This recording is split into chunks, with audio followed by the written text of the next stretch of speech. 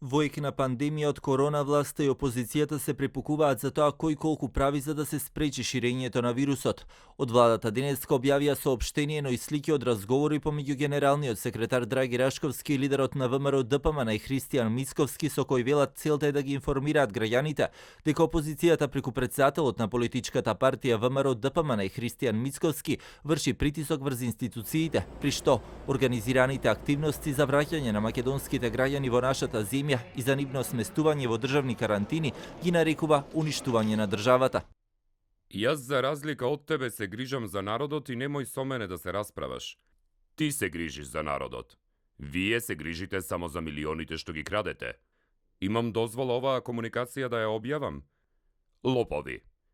Што имаш против носењето на нашите деца дома?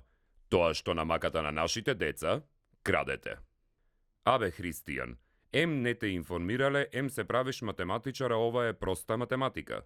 Од ВМРО ДПМН пак денеска вратија дека власта се обидува да профитира од кризава, но и дека разговорите Рашковски незаконски ги објавил.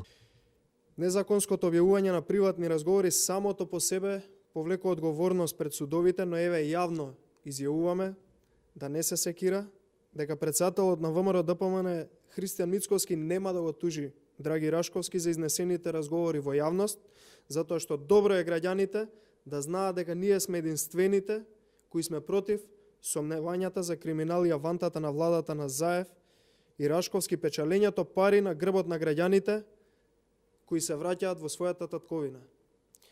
Она кое што сакаме да го потенцираме во јавноста од изнесените пораки е дека постои сериозен сомнеш за криминал, аванта и воено профитерство, дури во кризни моменти кога се работи за здравјето и безбедноста на нашите граѓани кои се враќаат насекаде од светот во Република Македонија.